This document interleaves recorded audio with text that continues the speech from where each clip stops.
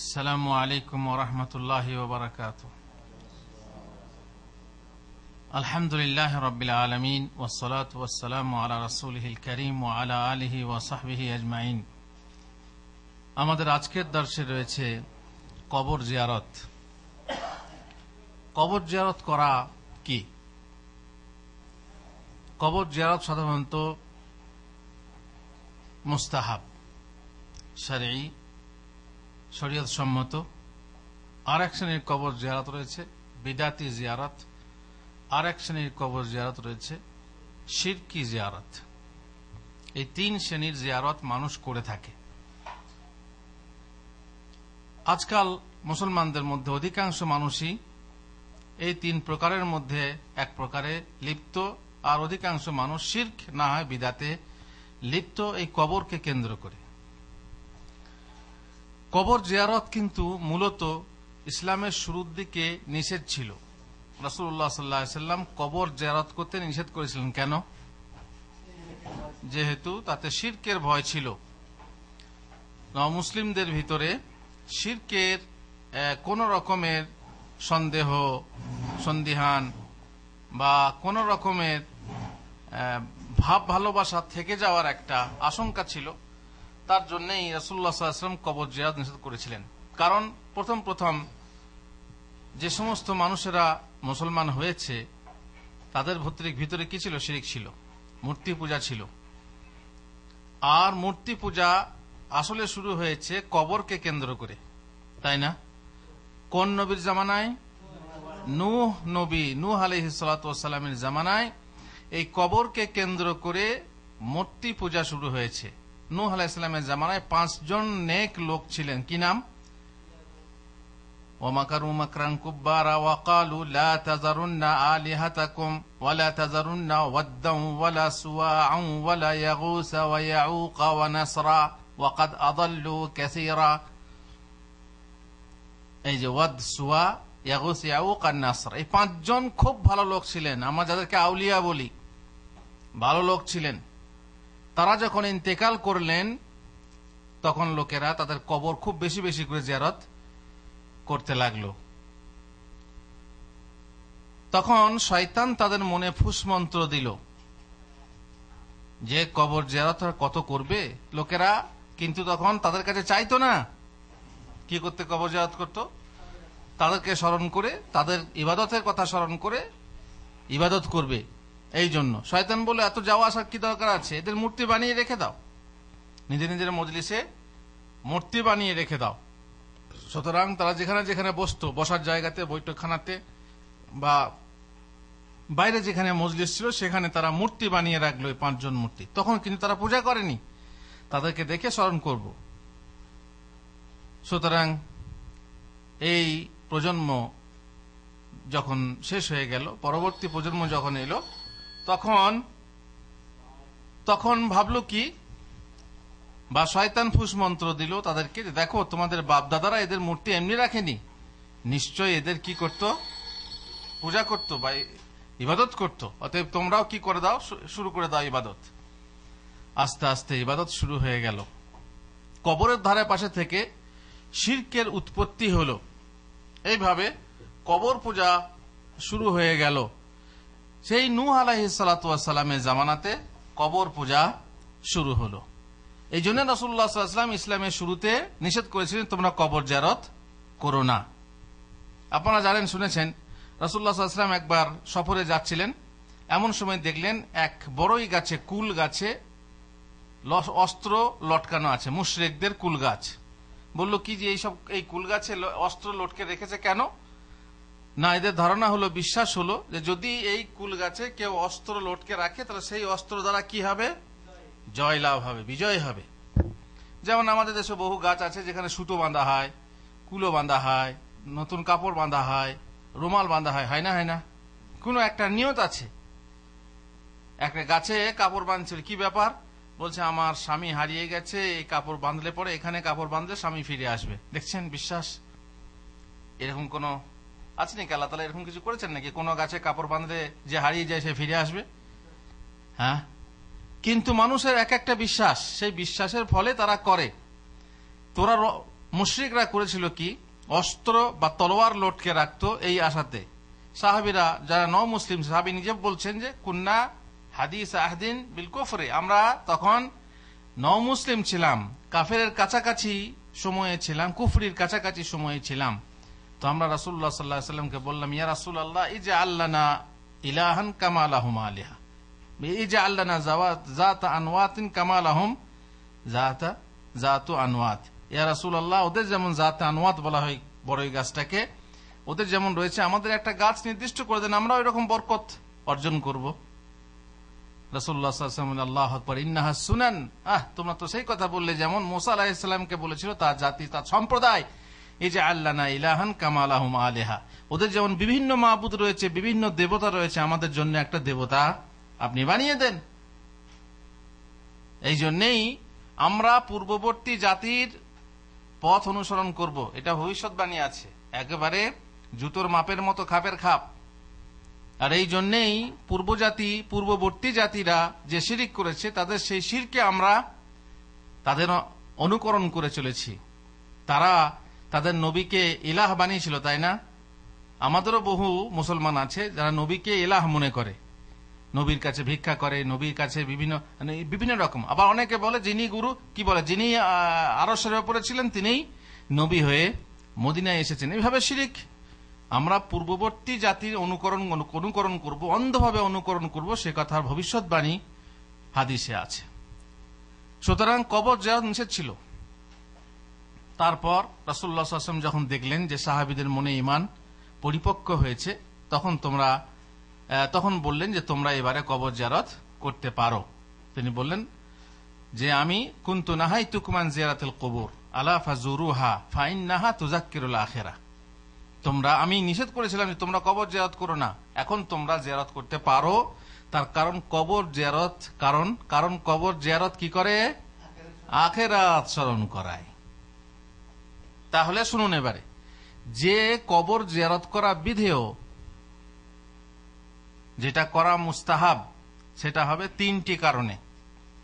এই 3টি কারণ ছাড়া যদি আপনি অন্য কারণে জিয়ারত করেন তাহলে অন্য কিছু হবে। তাহলে বিধেয় বা বৈধ জিয়ারত কি?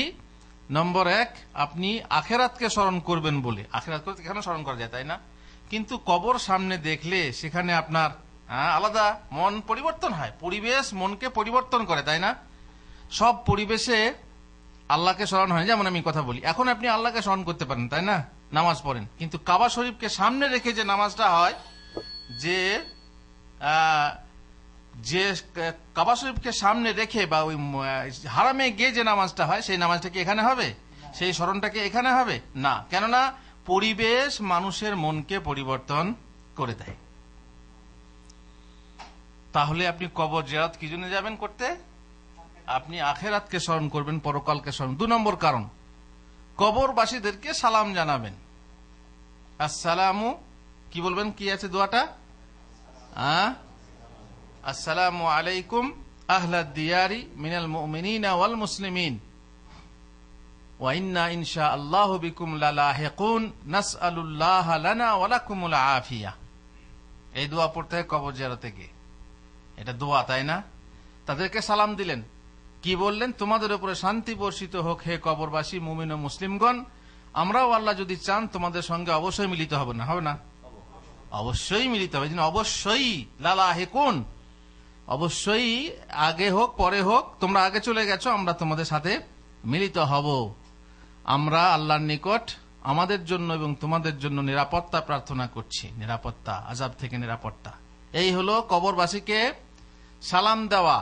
সুতরাং বোঝা গেল কি? দ্বিতীয় কারণ, যে কবরবাসীকে আপনি কি দেবেন? সালাম দেবেন। তারা কি সালামে জবাব দেয়? তারা কি সালাম শুনতে পায়? না। কবরবাসী কবরে থাকলে পরে সামান্য কিছু বিষয় ছাড়া তারা দুনিয়ার কিছু বুঝতে পারে না। যেমন হাদিসে আছে যে দাফন করার পর যখন ফিরে আসে তখন তাদের পায়ের জুতোর আওয়াজ শুনতে পায়, বাকি অন্য কথা শুনতে পায় না, সালামও শুনতে পায় না, সালামের জবাবও দেয় না। আমরা সালাম দিই, কিন্তু সে সালাম হচ্ছে, সালাম মানে কি? দোয়া, শান্তির দোয়া। সালামের জবাব তারা দেয় না। এমনকি মুহাম্মদ রাসূলুল্লাহ সাল্লাল্লাহু আলাইহি ওয়াসাল্লামের উপরেও যখন আমরা সালাম পাঠ করি তখন তিনি জবাব দেন না? শোনেন না, জবাবও দেন না, বরং এই সালাম ফেরেশতার মাধ্যমে যখন পাঠানো হয় তখন তার জবাব দেন তিনি, তখন তিনি তার জবাব দেন। কার মাধ্যমে? ফেরেশতার মাধ্যমে। ডাইরেক্ট শোনার কোনো উপায় নেই। তাহলে 3 নম্বর কারণ হলো তাদের জন্য দোয়া করবেন। আপনার জন্য দোয়া না, তাদের কাছে দোয়া চাইবেন তা না, এটা তাহলে অন্যরকম জিয়ারত হয়ে গেল। বিদেয় জিয়ারত যেটা, সেটা হলো কি যে আপনি তার জন্য দোয়া করবেন, যার কবর জিয়ারত করতে গেছেন তার জন্য দোয়া করবেন, কবরবাসীর জন্য দোয়া করবেন। এবং বিভিন্ন দোয়া আছে, আল্লাহুম্মা গফিরলাহ, আল্লাহুম্মা আরহামহু, আল্লাহুম্মা, এবার আপনি বাংলাতেও করতে পারেন, যেভাবে আপনি দোয়া করবেন। আর যদি ভাড়াটে হোক কাউকে নিয়ে যান, জানি না, তবে হ্যাঁ, ধান ভানতে শিবের গীত গাইবেন না। সেখানে গিয়ে হাত তুলে দোয়া করা যায়, তাই না? সেখানে গিয়ে কেবলা মুখে হাত তুলে দোয়া করা যায়, কিন্তু ধান ভানতে শিবের গীত গাইবেন না। তার মানে কি ধান ভানতে শিবের গীত মানে? তার মানে যেখানে যে দোয়া পড়তে হয় না সেখানে আপনি সেই দোয়া পড়েন। ওখানে গিয়ে রাব্বানা আতিনা ফিদ দুনিয়া, রাব্বানা জালামনা আনফুসানা, রাব্বানা হাব লানা মিন আজওয়াজিনা, তার মানে কি আপনার যেটা মুখস্থ আছে সেইটাই আপনি মোনাজাত মনে করেন, আর মনে করেন কি সব জায়গাতেই চলবে। বিয়ের সময়ে মরার গীত আর মরার সময়ে বিয়ের দোয়া যদি আপনি পড়েন তাহলে কেমন হবে? এই জন্য দোয়া শিখতে হবে। দোয়া যদি আপনি নাই শিখে থাকেন তাহলে আপনি বাঙালি মানুষ, কবরের পাশে দাঁড়িয়ে সেখানে কেবলা মুখে দাঁড়িয়ে আপনি দোয়া করেন, আল্লাহ গো তুমি আমার আব্বাকে ক্ষমা করে দাও, আল্লাহ গো তুমি আমার আব্বার কবরকে আলোকিত করে দাও, আল্লাহ গো তুমি আমার মায়ের কবরকে জান্নাতে বা জান্নাতের বাগানে পরিণত, যাই হোক এভাবে দোয়া করবেন। কিন্তু একটা কথা মনে রাখবেন, যে কবরবাসীর জন্য দোয়া করবেন সে যেন মুশরিক না হয়। যদি মুশরিক হয় তাহলে তার জন্য দোয়া করা আল্লাহর সঙ্গে বেয়াদবি করা হবে। খবরদার, মুশরিকের জন্য দোয়া করবেন না। যারা গায়রুল্লাহর পূজা করে মারা গেছে, যারা গায়রুল্লাহর ইবাদত করে মারা গেছে, যারা গায়রুল্লাহর কাছে চাইতে চাইতে মারা গেছে, তাদের জন্য খবরদার দোয়া করবেন না। ইস্তেগফার, আল্লাহ ক্ষমা করে দাও বলবেন না, তাছাড়া তার সাথে বেয়াদবি হবে। তাহলে বুঝতে পারলেন বৈধ জিয়ারতের কি উদ্দেশ্যে করবেন। বৈধ জিয়ারতে কি উদ্দেশ্যে যাবেন? নম্বর 1, আখিরাতকে স্মরণ করবেন। নম্বর 2, কবরবাসীর উপরে সালাম দেবেন। নম্বর 3, তাদের জন্য দোয়া করবেন না। এবার দ্বিতীয় নম্বর জিয়ারত হচ্ছে বিদাতি জিয়ারত। এটা হচ্ছে বিদাত। কেমন? যেমন কবরের নিকট আল্লাহর ইবাদত করার ইচ্ছায় জিয়ারত।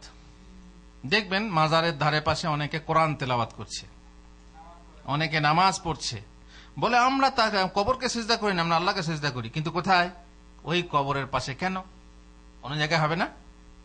কিন্তু ওই কবরের পাশে কি উদ্দেশ্য আছে যে ওখানে গিয়ে আপনি কোরআন তেলাওয়াত করছেন? দেখবেন বহু মহিলা ঘোমটা টেনে, একদম ঘোমটা টেনে খুব হিলে দুলে কোরআন তেলাওয়াত করছে মাজারের পাশে। যদি মনে করেন যে সেখানে ইবাদত করলে বেশি ফজিলত, তাহলে বিদাত হবে না? হবে না? বিদাত হবে, কারণ শরীয়ত যেটা বলেনি সেটা হচ্ছে বিদাত। সেখানে বরকত লাভের আশায় জিয়ারত, বরকত লাভের আশায় জিয়ারত। আপনি গেলেন, ভাবলেন কি যে অমক বাবার কবর জিয়ারতে গেলে, অমক অলির মাজারে জিয়ারতে গেলে পরে কি হবে, আমার বরকত হবে। এটা তো এক প্রকার শিরিক, কিন্তু তবুও বিদাত। এইরকম উদ্দেশ্যে কবর জিয়ারত করা হয় না, কোনো বরকত লাভের উদ্দেশ্যে কবর জিয়ারত করা বিদাত। কবরবাসীর জন্য ইসালে সওয়াবের উদ্দেশ্যে জিয়ারত। ইসালে সওয়াবের জন্য অনেকে যায় যে আমি কবরবাসীর জন্য সব ইসাল করব, এই জন্য উরস করে, তাই না? উরস করে, বাৎসরিক উরস হয়, তার মৃত্যুবার্ষিকী পালন হয়, সেখানে লোকজনের বহু আয়োজন সমাগম হয়, সেখানে নজর নিয়াজের সমাগম হয়, সেখানে আপনার মেলা বসানো হয়, সেখানে খেলা থেকে নিয়ে আপনার সিনেমা থেকে নিয়ে আপনার নাচিয়ে গাইয়ে বহু কিছু হয়, নাটক যাত্রা ইত্যাদির আকর্ষণ থাকে। আকর্ষণ না থাকলে তো লোক আসবে না, একটু মিষ্টি না দিলে তো পিঁপড়ে আসবে না। আকর্ষণ করে মেলায় ভিড় জমানো হয় যাতে করে তাদের ব্যবসা ভালো রমরমা হয়। সুতরাং এই শ্রেণী ইসালে সওয়াবের উদ্দেশ্যে বা উরসের উদ্দেশ্যে জিয়ারত করা কি বিদাত। আর এই সমস্ত মেলাতে এমনি মেলা দেখতে যাব বলেও যাওয়া জায়েজ না।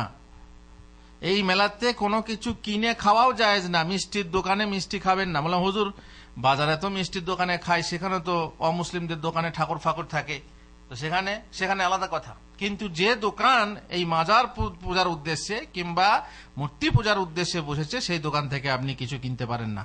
সস্তায় কাঠ বা কাঠের সামান বিক্রি, আসবাবপত্র বিক্রি হচ্ছে, কিনতে পারেন না। হাঁড়ি খোলা বিক্রি হচ্ছে সস্তায় মেলাতে, খবরদার। আমাদের দেশে কোনো কোনো মেলা আছে, সে মেলাতে নিয়ে কলা, শুধু কলা খুব সস্তা বিক্রি হয়, সেখান থেকে মুসলমানরা কলা কিনে খায়। বছরের 7 কলম, সবার তো কলা হয় না, কলার বাগান সবারও নেই। যতই সস্তা হোক সেখান থেকে আপনি কোনো কিছু কিনতে পারেন না, কেননা এটা অন্যায় সহযোগিতা। আল্লাহ তাআলা বলেছেন, ওয়া তাআওয়ানু আলাল বিররি ওয়াত তাকওয়া ওয়া লা তাআওয়ানু আলাল ইসমি ওয়াল উদওয়ান। তোমরা নেক ও ভালো কাজে পরস্পরকে সহযোগিতা করো, অসৎ কাজে, অশ্লীল কাজে, নোংরা কাজে, অন্যায় কাজে খবরদার একে অপরকে সহযোগিতা করো না। সুতরাং দেখার উদ্দেশ্য যাবেন না। জিয়ারতের উদ্দেশ্যে দূর থেকে সওয়ারি করে সফর করা। কবর জিয়ারতের উদ্দেশ্য কি বললাম? যদি 3টা হয়, আখিরাতকে স্মরণ করা হলে আপনার গ্রামে যে কবরগুলো আছে সেগুলো জিয়ারত করলে হবে না? নাকি জরুরি অমুক বাবার মাজারে যেতে হবে, অমুক বাবার কবরে যেতে হবে? হ্যাঁ, দিয়ে আপনি মোটরসাইকেল নিয়ে, সাইকেল নিয়ে, বাসে করে, বাস ভাড়া করে, বা সেভাবে টুরিস্ট বাস ভাড়া করে যায় লোকে, তাই না? টুরিস্ট বাস ভাড়া করে এক জেলা থেকে অন্য জেলা থেকে লোক আসে এই মাজারে জিয়ারত করতে। ট্রেনে করে সফরে গেলেন, এটা আপনার জন্য জায়েজ না, যেহেতু রাসূলুল্লাহ সাল্লাল্লাহু আলাইহি ওয়াসাল্লাম লা তুসাদ্দুর রিহাল ইল্লা ইলা সালাসাতি মাসাজিদ। 3টে মসজিদ ছাড়া আর কোন মসজিদের জন্য জিয়ারত করা যাবে না, সওয়ার হয়ে সফর করা যাবে না। কোন কোন মসজিদ? মসজিদুল হারাম, যেখানে 1 রাকাত নামাজ পড়লে 1 লাখ রাকাত থেকেও বেশি সওয়াব পাওয়া যায়। 2 নম্বর মসজিদুল নববী, যেখানে 1 রাকাত নামাজ পড়লে 1000 রাকাত থেকেও বেশি সওয়াব পাওয়া যায়। আর নম্বর 3 মসজিদে আকসা। মসজিদে আকসাতে নামাজ পড়লে বলা হয়েছে যে সেখান থেকে নিষ্পাপ হয়ে ফিরে আসবেন, নামাজ পড়লে সেখান থেকে নিষ্পাপ হয়ে ফিরে আসবেন। আর একটা আছে মসজিদে কুবা, ওটা আলাদা হাদিসে আছে। রাসূলুল্লাহ সাল্লাল্লাহু আলাইহি ওয়াসাল্লাম মসজিদে কুবা যেতেন, সেখানে যদি আপনি কোনো নামাজ পড়েন তাহলে কি সওয়াব আছে? একটা উমরার সওয়াব আছে। বলে হুজুর এই তো মসজিদ যাওয়া নিষেধ, কবর যাওয়া নিষেধ না। কেন? তা কেন হবে? কবর যাওয়া নিষেধ না কেন? বলছে এখানে তো কবর শব্দ নেই, মসজিদ শব্দ আছে। অতএব কোন মসজিদ সওয়াবের উদ্দেশ্যে যাওয়া যাবে না, সফর করা যাবে না। কবরে যাওয়া মানে সমস্যা নেই না। সাহাবীদের কথা শুনুন। যদি কেউ মনে করে তুর পাহাড় যাব, তুর পাহাড় কোথা? ফিলিস্তিনে। তুর পাহাড়ে কি ঘটনা? কি ঐতিহাসিক পাহাড়। এখানে কি ঘটনা আছে? মুসা আলাইহিস সালাম আল্লাহর সঙ্গে কথা বলেছিলেন। এই পাহাড়, আমি এই পাহাড়ে যাব কি জন্য? সেখানে গেলে আমার সওয়াব হবে। যদি আপনি বরকতের উদ্দেশ্যে, সওয়াবের উদ্দেশ্যে তুর পাহাড় যান, তাহলে যাওয়া নিষেধ না? নিষেধ না। হ্যাঁ, কোন হাদিসের ভিত্তিতে? সাহাবীকে জিজ্ঞেস করেন। সাহাবী সেখান থেকে আসছেন, যে অন্য সাহাবী বলছেন তুমি কোত্থেকে আসছো? বলছে আমি তুর পাহাড় থেকে আসছি। যদি আমি আগে জানতাম তাহলে তোমাকে রাসূলুল্লাহ সাল্লাল্লাহু আলাইহি ওয়াসাল্লামের হাদিস শোনাতাম। রাসূলুল্লাহ সাল্লাল্লাহু আলাইহি ওয়াসাল্লাম বলেছেন লা তুসাদ্দুর রিহালু ইল্লা ইলা সালাসাতি মাসাজিদ। সবার হয়ে কোন জায়গা সফর করা বৈধ নয় 3 মসজিদ ছাড়া। তাহলে দেখেন এই পাহাড়ের কথা আছে হাদিসে। তাহলে কবরের কথা না থাকলেও শুধু মসজিদে সফর করা যাবে, বাকি মসজিদ ছাড়া অন্য কোনো পাহাড় হোক, মাজার হোক বা অন্য কোনো জিনিস হোক, যাওয়া সফর বরকতের উদ্দেশ্যে, সওয়াবের উদ্দেশ্যে সফর করা যাবে না। সুতরাং যারা যায় তারা বিদাতি বা বিদাত করে। এবার চলুন 3 নম্বর জিয়ারত, সেটা হচ্ছে শিরকি জিয়ারত। অধিকাংশ মানুষ কবর জিয়ারতে যায়, শিরকি জিয়ারত করে। আর অবশ্য অধিকাংশ মানুষ বেনামাজি। আর একথাও মনে হয় যেন ঠেলায় পড়ে ঢেলায় সালাম করতে যায়। অধিকাংশ মানুষ অসুখ বিসুখ, নিজের অসুখ, না হয় ছেলের অসুখ, না হয় বইয়ের অসুখ, ছেলে হচ্ছে না, এই বিভিন্ন ওজর আপত্তি নিয়ে, অভিযোগ নিয়ে বাবার কাছে যায়, ঠেলায় পড়ে ঢেলায়। কিন্তু কি জন্য যায়? বলা হচ্ছে আল্লাহকে ছেড়ে কবরওয়ালার নিকট প্রার্থনা করা। আল্লাহকে ছেড়ে কবরবাসীর কাছে প্রার্থনা করা। বাবা আমার ছেলে হয়নি, আমাকে ছেলে দাও। বাবা আমার এই ব্যবসাতে আমার লাভ চাই। বাবা আমার এই মামলাতে ফেঁসে গেছি, মামলায় আমি কি চাই? ডিগ্রি চাই, জয় চাই, যেন আমি জিততে পারি, ইত্যাদি। আল্লাহকে ছেড়ে সেই কবরবাসীর কাছে চাওয়া। কারণ আল্লাহ হচ্ছে বহু দূরে আর কবরবাসী হচ্ছে সামনে। দিয়ে মনে করে কি এখানে স্বয়ং আমি দেখতে পাচ্ছি। অনেকে বলে কি না ওর কাছে চাই না, বলি বাবা আল্লাহর কাছে চেয়ে দাও। তাহলে ওসিলা করা হলো না, এটা মাধ্যম করা হলো। এইভাবে মাধ্যম করে চাওয়া কি বৈধ নাকি? আল্লাহ তাআলা বলছেন ওয়াইজা সালাকা ইবাদি আন্নি ফাইন্নি কারিব ইজা উজিবু দাওয়াতাদ দাঈ ইজা দাআন। আল্লাহ বান্দা যখন আমার কাছে অবস্থান সম্পর্কে জিজ্ঞাসা করে, বলো আমি নিকটে, আমি আহ্বানকারীর আহ্বানে সাড়া দিই যখন সে আহ্বান করে। তো এখানে ওসিলা করার কথা নেই। আমি মিসকিন মানুষ, আমি চাইতে জানি না বাবার কাছে, যেমন জীবিত মানুষের কাছে গিয়ে বলা হয় হুজুর আমার জন্য দোয়া করেন, অথবা ওখানে গিয়েও বলা হবে না। জীবিত আর মৃত সমান হতে পারে? জীবিত আর মৃত সমান না। বলে না ওদেরকে মৃত বলো না, ওরা আল্লাহর আউলিয়া। জীবিত সে জীবনের জীবন আলাদা, এই জীবন আলাদা, সে জীবন আলাদা। সুতরাং দুটোকে এক করে দিও না। তোমার ডাকও শুনতে পায় না, আর তোমার চাওয়াও শুনতে পায় না, দিতেও পারে না। অতএব সেখানে গেলে কি হবে? শিরিক হবে। আর তিনটে শর্ত আমাদের জানা আছে, তাই না? কারো কাছে চাওয়া তিনটে শর্ত কি? কারো কাছে চাওয়া জায়েজ, তাকে জীবিত থাকতে হবে, উপস্থিত থাকতে হবে, এবং যা চাইছো তা দেওয়ার ক্ষমতা থাকতে হবে। তিনটের মধ্যে একটা না থাকলে চাওয়া জায়েজ না, কি হবে? শিরিক হবে। এখন কবরবাসীর কাছে গেলেন, সেখানে বললেন বাবা, চাইলেন, তো আপনার কোন শর্ত নেই? জীবিতও নেই, উপস্থিত হয়তো আছে সামনে, কিন্তু জীবিত নেই, উপস্থিত হয়তো নেই, আর দেওয়ার ক্ষমতাও নেই, সামর্থ্যও নেই। সে বেখবর, জানেও না যে আপনি তার কাছে কিছু চাচ্ছেন কিনা। সুতরাং এটা হলো শিরক। তার নিকট সাহায্য ভিক্ষা করা, বিপদে তাকে ডাকা, কবরের কাছে গিয়ে অনুনয় বিনয় সহকারে। আপনারা দেখেছেন ভিডিওতে কিভাবে সিজদা করছে, উল্টো পাল্টা করছে মাজারে গিয়ে, এবং চাচ্ছে, হয়তো কোনো মুসিবত আছে, বিশাল বিপদে আছে, সেই বিপদ থেকে উদ্ধার চাচ্ছে। সুতরাং এগুলো কি? শিরক। তার উদ্দেশ্যে জবেহ করা, শুধু তাই না, ডাকাও শুধু না, সেখানে গিয়ে কি করা হয়? জবেহ করা হয়, গরু, ছাগল, খাসি, মুরগি, তাই না? জবেহ করা হয়। এটা কেন? জবেহ করা তো এক প্রকার ইবাদত, তাই না? বাবা খুশি করবেন, বাবাকে সন্তুষ্ট করবেন, যাতে করে বাবা আপনাকে দেয় অথবা চেয়ে দেয়। বাবা অনেক সময় বাবার যারা আছে আর কি, যাদের আকীদা বা বিশ্বাস আছে যে বাবা দেয়, ওই যে বাবা বোম্মান শহীদ দেয়, বাবা শাহজালাল দেয়, বাবা দাতা মাহবুব দেয়, হ্যাঁ, ইত্যাদি ইত্যাদি, এসব বাবারা দেয়।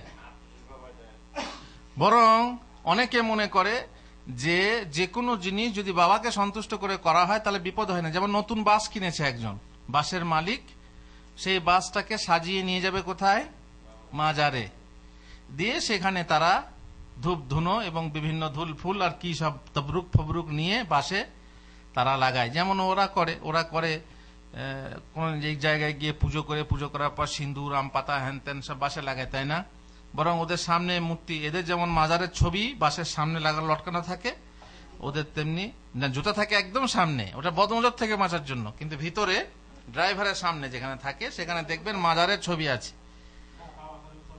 অনেকে কাবা শরীফের ছবি রাখে, মদিনার ছবি রাখে, এটাও জায়েজ না। তার কারণ এইগুলো আপনাকে বিপদ থেকে, অ্যাক্সিডেন্ট থেকে রক্ষা করতে পারবে না। বাসের মালিক মনে করে কি যে আয়াতুল কুরসি লিখে রাখে, অনেকে আয়াতুল কুরসিও না, এটাও জায়েজ না।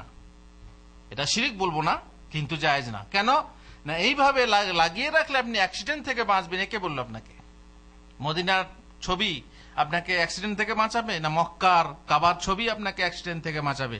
না কাবার দরজা, অনেক টিভিতে প্রচার হলো অনেকদিন, এখনো হচ্ছে, অনেক জায়গাতে হচ্ছে, কাবার দরজা ঘরে রাখলে বলছে আপনার ছেলের পড়াশোনাতে মন বসে না, পড়াশোনাতে মন বসবে, আপনার স্ত্রীর সঙ্গে প্রেম নেই, প্রেম হবে, আপনার মামলা চলছে, মামলা মিটে যাবে, আপনার ব্যবসায় লাভ হচ্ছে না, ক্ষতি হচ্ছে, আপনার ব্যবসায় লাভ হবে, আপনার সব কিছু, ওই যে বলেন না, বাত থেকে নিয়ে একদম সর্দি রোগ পর্যন্ত সব ভালো হয়ে যাবে। যেমন ওরা প্রচার করছে কি সব ভান্ডার, কি সব, এরাও তেমনি প্রচার করছে, এই তাবিজেই হবে, ওই তাবিজেই হবে, ইত্যাদি ইত্যাদি। তারা ওই বাবার মাজারে বাস নিয়ে গিয়ে কি করে? উদ্বোধন করে। যাদের যেমন বিশ্বাস, সেই রকম যাদের বিশ্বাস আছে যে কবরে গেলে আমাদের এই লাভ হবে, ওই লাভ হবে, ওখানে নজর, মুরগি মানলে, ওখানে খাসি মানলে, ওখানে ক্ষীর দিলে, ওখানে চাল দিলে, নতুন ফসল হলে পরে ফসল পাঠালে, নতুন ফল হলে সেখানে ফল পাঠালে আমার এই হবে, সেই হবে, কি হবে? এটা হবে শিরক। সেখানে গিয়ে জবাই করবেন, আপনি মুরগি জবাই করবেন, খাসি জবাই করবেন, কার উদ্দেশ্যে? বাবাকে সন্তুষ্ট করার উদ্দেশ্যে। এই উদ্দেশ্য যদি আপনি জবাহ করেন, আল্লাহ ছাড়া যদি অন্যের উদ্দেশ্যে, অন্যকে সন্তুষ্ট করার উদ্দেশ্যে জবাহ করা হয়, সেটা কি হবে? শিরিক হবে। তাহলে নজর, সেখানে গিয়ে নজর মানা, মানত মানা শিরিক, সেখানে গিয়ে পশু জবাই করা শিরিক। কবর জিয়ারতের সাথে এটা অতিরিক্ত বললাম যে অসুখ ভালো করার জন্য অনেকে এরকম করে থাকে। সুতরাং দেখবেন অনেকে তার বিকলাঙ্গ ছেলেকে নিয়ে বাবার মাজারে শুইয়ে দিয়েছে। কেন? না, বাবা সুস্থ করে দেবে, আছে বাবার ক্ষমতা। ওয়াইজা মারিতু ফাহুয়া ইয়াশফিন, কে অসুস্থ হলে কে সুস্থতা দান করেন? আল্লাহ। আর তুমি গেলে গায়রুল্লাহর কাছে, বাবা ভালো করে দেবে। ডাক্তার হলে আলাদা কথা, হুজুর ডাক্তারের কাছে যাওয়া যায়, আর বাবার কাছে যাওয়া, বাবা তো নেই এখানে, ডাক্তার জীবিত উপস্থিত, আর চিকিৎসা করার ক্ষমতাও আছে। আল্লাহ রসুল বলেছেন চিকিৎসা করাও, কিন্তু তোমার বাবার জন্য কে বলেছে? বাবা তো এখন নেই এই জগতে, না বেঁচে আছে, না বেঁচে থাক সে জগতে আছে, এই জগতে নেই। সেখানে নিয়ে গিয়ে তোমার চিকিৎসা করতে পারে না, আর তার চিকিৎসা করার ক্ষমতাও নেই। তাহলে কি হবে? এগুলো শিরিক হবে। সুতরাং কবর জিয়ারত করতে গেলে যদি কেউ উদ্দেশ্য করে জবে করব, সেখানে নজর মানবো, সেখানে সিজদা করা, আজ সিজদা করা, তাওয়াফ করা তো বলতেই হবে না। মাজারকে কেন্দ্র করে তাওয়াফ, মদিনার আল্লাহ নবী সাল্লাল্লাহু আলাইহি ওয়াসাল্লামের কবরের তাওয়াফ হতো আগে, তাই না? এখন তো ঘিরে দেওয়া হয়েছে, এই জন্য এরা ওয়াহাবিদেরকে গালি দেয়। মানে কবর পূজার বিরুদ্ধে বললেই আপনি ওয়াহাবি, মাজার পূজার বিরুদ্ধে বললেই আপনি ওয়াহাবি। বুঝে এরা ওখান থেকে, সৌদি আরব থেকে বসে বসে ফিতনা ছড়াচ্ছে। ফিতনার জায়গা ওটা, আরে ফিতনার জায়গা ইরাক, ফিতনার জায়গা সৌদি আরব না। এখান থেকে সহি দিন প্রচার হচ্ছে, সেটা তোমাদের মানতে কষ্ট হচ্ছে। কেন? না তোমরা একটা জিনিসকে মাথায় আটকে রেখে দিয়েছ, ভাবছো সেটাই তোমাদের দিন, এই জন্য সহি জিনিস তোমাদের মানতে ইচ্ছা হচ্ছে না, খুব কষ্ট হচ্ছে। এই জন্য সৌদি আরবকে গালাগালি করছো, ওয়াহাবি বলে গালাগালি করছো। সেখানে যারা বসে দুটো ভালো কথা শোনাচ্ছে তাদেরকেও তোমরা গালাগালি করছো। কেন? এ দেখতে নারী চলন বাঁকা, চোখের বালি আমরা, এসি রুমে বসে বক্তৃতা করছে, হ্যাঁ, নিজের মেহনত করে না, এই সেই নানা রকম অপবাদ। দরবারি আলেম বলছে কেউ, আবার দরবারি, জানি না দরবারি, দরবারি মানে কি? যে রাজা যেমন বলে সেরকম আলেম। আমরা কি সেরকম বলি না করি? আমরা তো হক কথা বলি, কিন্তু ওরা দরবারি মানে কি? ওরা হচ্ছে বিদ্রোহী হতে হবে, সরকারের বিরুদ্ধে বিদ্রোহ করতে হবে, তবেই আপনি ভালো আলেম। আর যদি সরকারের বিরুদ্ধে কথা না বলেন তাহলে আপনি দরবারি আলেম।